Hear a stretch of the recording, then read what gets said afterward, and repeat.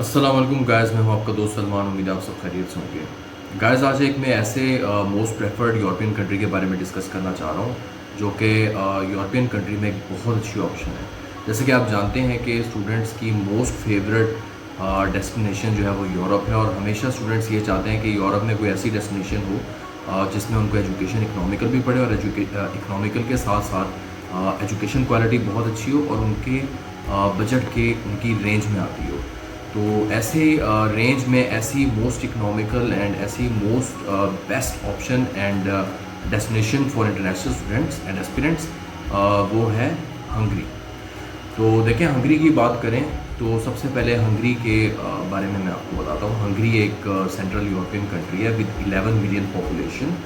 और अगर हंगरी की लोकेशन की बात करें तो हंगरी की ईस्टर्न साइड पे आपका रोमानिया आ जाता है, नॉर्थ ईस्टर्न साइड पे आपका यूक्रेन आ जाता है, और नॉर्थ वेस्ट साइड पे आपका ऑस्ट्रिया आ जाता है। और इसी तरह बात करें तो ऑब्वियसली हंगरी में आपको शेंजन वीज़ा ग्रांट होता है, सेंट्रल यूरोपियन कंट्री है। हंगरी की ऑफिशियल लैंग्वेज की बात करें तो वो है हंगेरियन लैंग्वेज। और लेकिन ज़्यादातर जो वहाँ पे लोग रहते हैं वो इंग्लिश स्पीकिंग पीपल हैं। और इसके अलावा अगर हंगरी की करेंसी की बात करें तो वहाँ पे जो करेंसी है उसे कहते हैं हंगेरियन फॉरेंट। और 0.56 PKR rupees is equivalent to 1 Hungarian forint. और हंगरी के फ़्लैग की बात करें तो हंगरी के फ़्लैग में आपको ट्राई कलर्स देखने को मिलते हैं, जिनमें आपका वाइट कलर जो है वो फेथफुलनेस को रिप्रेजेंट करता है, रेड कलर जो है आपका वो रेवोल्यूशन को रिप्रेजेंट करता है, और ग्रीन कलर जो है वो आपका होप को रिप्रेजेंट करता है। अगर बात की जाए कि हंगेरियन पीपल कौन थे तो इसका सही से किसी को भी नहीं पता। लेकिन ये है कि जितने भी हिस्टोरियंस हैं वो ये डिक्लेयर करते हैं कि हंगेरियन पीपल जो है वो बेसिकली एशियन पीपल थे, जिनकी कोई सही से स्पेसिफिक आइडेंटिटी और हिस्ट्री कल्चर वगैरह इतना नहीं है, और काफ़ी ट्रांस कल्चर पीपल हैं। और ये वो लोग हैं जिन्होंने सरवाइव किया था तातार्स एंड टर्क्स में से। और इसकी हिस्ट्री की बात की जाए तो यहाँ पे जो है वो ऑटोमन एम्पायर थी, इनकी जो बैटल हुई थी। और इसके बाद जो है यहाँ पे डुअल मोनार्की भी रही है ऑस्ट्रिया हंगरी की। और 1945 के अंदर जो है वो एक इंडिपेंडेंट स्टेट डिक्लेयर हुई थी हंगरी। और इससे पहले 18 एंड 19 सेंचुरीज़ में यहाँ पे रेवोल्यूशन भी जो है वो निकले। इसी तरह नेशनल रिसोर्सेज की बात करें तो हंगरी में आपको बहुत ज़्यादा रिवर्स और लेक्स देखने को मिलते हैं। लाइक रिवर डैन्यूब की बात करें जो कि जिसका बहुत लोगों को पता है, और वो वहाँ पे आपको हंगरी में मिलता है। इसके अलावा सेकंड लार्जेस्ट लेक हैविस आपको हंगरी में मिलती है। इन्वेंशन की बात की जाए तो रूबिक्स क्यूब 3D गेम जो है, पजल गेम, वो आपकी हंगरी के अंदर इन्वेंट हुई थी। और इसके अलावा जो विटामिन सी की टैबलेट्स वगैरह हैं, जितनी भी ज़्यादातर फार्मेसी की इन्वेंशंस हुई थी, डेवलपमेंट्स हुई थी, मेडिसिन डिस्कवर्ड हुई थी, वो आपकी हंगरी में हुई थी। इसी तरह अगर टूरिस्ट अट्रैक्शन की बात की जाए, जैसे कि हंगरी जो है वो मोस्ट पॉपुलर टूरिस्ट डेस्टिनेशन है, तो हंगरी में आपको हीरो स्क्वायर मिलता है, एक मोस्ट फेमस मोन्यूमेंट। लाइक जैसे आपका पाकिस्तान में मीनार पाकिस्तान हो गया और मज़ार वगैरह हो गए, तो ये वहाँ का काफ़ी फेमस जो है वो एक टूरिस्ट अट्रैक्टिव डेस्टिनेशन है। इसी तरह वहाँ पे आपको स्पास बहुत मिलते हैं, रिवर्स काफ़ी मिलते हैं, लेक्स आपको बहुत मिलती हैं, और वहाँ पे कैसल्स हो गए, चर्चेस हो गए।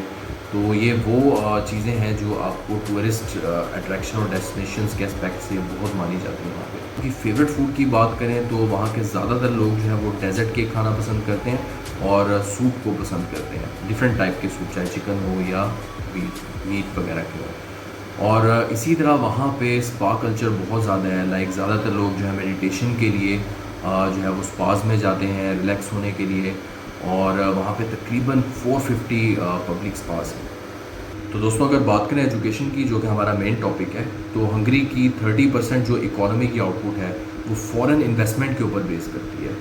इसी तरह जैसा कि आप जानते हैं कि आपको शेंजन वीज़ा ग्रांट किया जाता है। लाइक आप 28 कंट्रीज़ में इजीली फ्री ट्रैवल कर सकते हैं, कोई वीज़ा रिस्ट्रिक्शंस नहीं, काफ़ी ऑप्शंस आ जाती हैं। लाइक बुडापेस्ट जो कैपिटल है हंगरी का, वहाँ पे भी आपको एक बहुत अच्छी इकोनॉमिकल और अच्छी एजुकेशन क्वालिटी और आपको आर्ट्स के प्रोग्राम के साथ एक इंस्टीट्यूशन आप अवेल कर सकते हैं। Like BMU Budapest metropolitan university है, जहाँ पे आपको लॉ के, बिज़नेस के, आर्ट्स के प्रोग्राम्स आप इजीली वहाँ पे अवेल कर सकते हैं। और अगर बुडापेस्ट की बात की जाए, जो कि most popular city in Europe and most beautiful city in the world है, वहाँ पे टूरिस्ट डेस्टिनेशंस बहुत ज़्यादा हैं, टूरिस्ट अट्रैक्शंस बहुत ज़्यादा हैं वहाँ पे। और ज़्यादातर जितने भी टूरिस्ट आते हैं वर्ल्ड वाइड यूरोप में घूमने के लिए वो बुडापेस्ट ज़रूर जाते हैं। तो एक बहुत अच्छी ऑप्शन अपॉर्चुनिटी हो जाती है इंटरनेशनल स्टूडेंट के लिए अगर वो बुडापेस्ट में कोई आर्ट का प्रोग्राम करता है और वहाँ पे साथ साथ पार्ट टाइम वर्क करता है, क्योंकि वहाँ पे बहुत ज़्यादा टूरिस्ट आते हैं तो आपको इजीली वर्क भी मिल जाता है।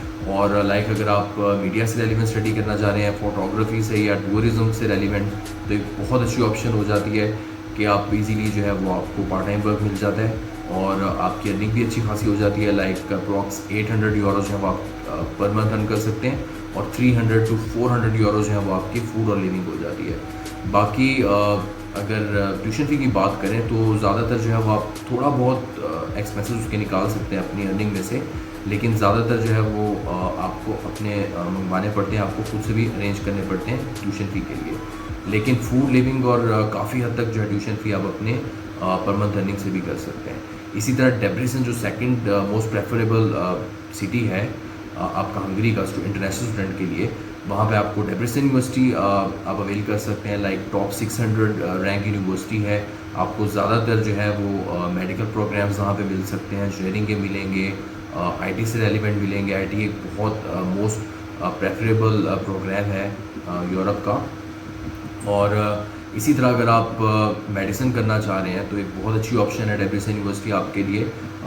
टायर 1 मेडिकल यूनिवर्सिटी है डेब्रिसन वहाँ पे, और तकरीबन 17 to 18,000 डॉलर्स पर एनम आपका एक्सपेंस आ जाता है और आपका तकरीबन $7,000 पर एनम बजट आ जाता है अगर आप कोई नॉर्मल बायो से रेलिवेंट प्रोग्राम कर रहे हैं, आईटी कर रहे हैं या जो भी प्रोग्राम वहाँ पे ऑफ़र कर रहे हैं जो डेब्रिसन यूनिवर्सिटी ऑफ़र कर रही है। इसके अलावा डेब्रिसन यूनिवर्सिटी जो है वो आपकी पब्लिक यूनिवर्सिटी है, पब्लिक इंस्टीट्यूशन है। इसी तरह बीएमयू जो है वो आपकी प्राइवेट इंस्टीट्यूशन है और उसकी फ़ी जो है तकरीबन 4700 to 4800 यूरोज़ हो जाती है। तो ये तो एक बहुत अच्छी ऑप्शन है आपकी हंगरी में। और इसके अलावा और भी बहुत सारी यूनिवर्सिटीज़ हैं, लेकिन इंटरनेशनल स्टूडेंट्स जो हैं वो इन 2 यूनिवर्सिटीज़ को ज़्यादा प्रेफर करते हैं, क्योंकि अगर मेडिकल प्रोग्राम करना है, इंजीनियरिंग करना है तो आपकी डेब्रिसन यूनिवर्सिटी आ जाती है और ये आपको काफ़ी इंटेक्स में जो है वो फुली फंडेड भी ऑफ़र करती है एचईसी की तरफ से। जो आपका स्टाइपेंडियम हंगेरियम आता है उसमें आप अप्लाई करते हैं और कुछ लिमिटेड सीट्स होती हैं, लाइक 80 अंडर ग्रेड के लिए हो गई हैं और तकरीबन अप्रॉक्स 150 जो है वो पोस्ट ग्रेड की आ जाती हैं। तो एक बहुत अच्छी ऑप्शन आ जाती है। बाकी प्राइवेट इंस्टीट्यूशन में जो बुडापेस्ट मेट्रोपॉलिटन यूनिवर्सिटी है उसकी काफ़ी इकोनॉमिकल हो जाती है, 4700 to 4800 यूरोज़ पर एनम फ़ी हो गई। तो इसी तरह बजट इनका लगाएं तो आपका बुडापेस्ट मेट्रोपॉलिटन यूनिवर्सिटी का तकरीबन 10 से 12 लाख का एक्सपेंस हो जाता है पर एनम। आपको कम से कम अपने पास जो है 15 लाख रखने चाहिए। इसी तरह डेब्रिसन यूनिवर्सिटी की बात करें तो तकरीबन आपका 13 to 15 लाख पी तक का बजट हो जाता है। थोड़ा सा आप ऊपर अपने पास रखें, लाइक अगर आपने यहाँ से जाना है इनिशियल बजट इतना हो जाता है, बाकी थोड़े बहुत आपके एक्सपेंसेस हो जाते हैं, आपकी फ़्लाइट एयरफेयर्स वगैरह, तो ये सारी चीज़ें हो जाती हैं। तो हंगरी जो है वो एक बहुत अच्छी ऑप्शन है। लाइक अगर इसको कंपेयर किया जाए अदर कंट्री से, लाइक जर्मनी की अगर बात करें तो जर्मनी में आपको ब्लॉक्ड अमाउंट रिक्वायर होती है, हंगरी में आपको ब्लॉक्ड अमाउंट भी रिक्वायर नहीं होती, आपको लैंग्वेजेस नहीं करने पड़ते। 60% जो पीपल हैं वहाँ पे इंग्लिश बोलते हैं। और इसी तरह जर्मनी और कुछ अदर यूरोपियन कंट्रीज़ हैं जहाँ पे लैंग्वेज गैप आ जाता है, बैरियर आ जाता है, जिसकी बेसिस पे आपको पीआर नहीं मिल पाती। और हंगरी में आपको 9 मंथ्स का post study work visa grant होता है, उसके बाद आपको ब्लू कार्ड जो है वो ग्रांट कर देते हैं और आपको तकरीबन 5 ईयर्स के अंदर अंदर वो पीआर दे देते हैं। इसी तरह बाकी कंट्रीज़ में जो है वो आप 20 आवर्स पर वीक जो है वो जॉब कर सकते हैं और हंगरी में आप 24 आवर्स पर वीक अर्न कर सकते हैं। और जैसे कि आपको मैंने बताया कि $800 या 800 यूरोज़ पर मंथ आपकी इनकम हो जाती है हंगरी में, और आपको शेंजन वीज़ा ग्रांट होता है। और इसी तरह अगर जिस तरह मैंने बात की है कि आप दूसरी यूरोपियन कंट्रीज़ के साथ कंट्रास्ट करें इसको, तो वहाँ पे आपका लैंग्वेज गैप आ जाता है। लैंग्वेज गैप की वजह से जो है पार्ट टाइम वर्क अपॉर्चुनिटीज़ जो है वो कम हो जाती हैं, नेशनलिटी के चांसेस नहीं रहते आपके फिर। और इसी तरह यहाँ पे आपका कोई लैंग्वेज गैप नहीं है, 5 ईयर्स के अंदर अंदर आपको पीआर मिल जाती है, इजीली आपको शेंजन वीज़ा मिल जाता है, कोई रिस्ट्रिक्शंस नहीं होती। और इसी तरह जर्मनी की बात करें तो जर्मनी के लिए आपको काफ़ी वेट करना पड़ता है। बाकी इटली हो गया और अदर यूरोपियन कंट्रीज़ और या डेस्टिनेशंस हो गई, वहाँ पे आपके काफ़ी डिफ़िकल्ट मैथ के टेस्ट भी होते हैं। इसके अलावा रिफ्यूज़ल रेट्स बहुत ज़्यादा हैं। और हंगरी की बात करें तो यहाँ पे वीज़ा सक्सेस रेशो बहुत ज़्यादा है। अगर आपके फाइनेंसेस स्ट्रॉन्ग हैं तो आपका 100% वीज़ा सक्सेस रेट हो जाता है। और बेशक यहाँ भी एक टेस्ट होता है, एम्बेसीज़ वाले टेस्ट कंडक्ट करते हैं जिसमें मैथ्स के कुछ क्वेश्चंस होते हैं ड्यूरिंग योर इंटरव्यू, और लेकिन वो इतने ज़्यादा डिफिकल्ट नहीं होते, आपको उसके लिए अच्छा प्रिपेयर होना पड़ता है। और तकरीबन 15 to 20 क्वेश्चंस होते हैं उसमें और आप इजीली कर लेते हैं। तो हंगरी में काफ़ी इजी टेस्ट होता है इस तरह ना, as in contrast with other European countries. तो ये है कि एक बहुत अच्छी ऑप्शन है। आपकी एंट्री रिक्वायरमेंट जो है 50% मार्क्स होने चाहिए अंडर ग्रेड के लिए।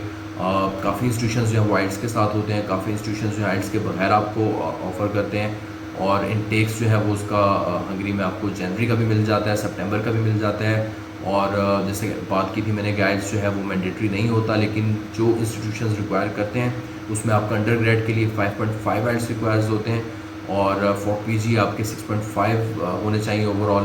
तो ये रिक्वायरमेंट हो जाए। हंगरी में बस ये है कि आपको अटेस्टेशन रिक्वायर होती है डॉक्यूमेंट्स में, लाइक HEC और मूफा से जो है वो आपके डॉक्यूमेंट्स अटेस्टेड होने चाहिए, अदरवाइज़ जो आपका प्रोसेस स्टार्ट नहीं हो सकता। और इसी तरह कुछ अश्योरेंस हो गई, हेल्थ इंश्योरेंस हो गई और स्पॉन्सर के डॉक्यूमेंट्स हो गए, फाइनेंशियल डॉक्यूमेंट्स हो गए, तो ये आपके लाजमी होने चाहिए। ये हंगरी की बहुत मेन रिक्वायरमेंट है, इसके बगैर आपका प्रोसेस स्टार्ट नहीं हो सकता। अगर आपके डॉक्यूमेंट्स अटेस्टेड नहीं है या आपके पास फाइनेंशियल प्रूफ्स नहीं है, स्पॉन्सर के प्रूफ नहीं है, आपके पास डॉक्यूमेंट्स नहीं है पूरे। जैसे बाकी कुछ काफ़ी कंट्रीज़ हैं जिनमें HEC के अटेस्टेशन वगैरह ये चीज़ें रिक्वायर नहीं होती हैं और स्पॉन्सर्स में भी आपको काफ़ी हद तक फैसिलिटेट किया जाता है।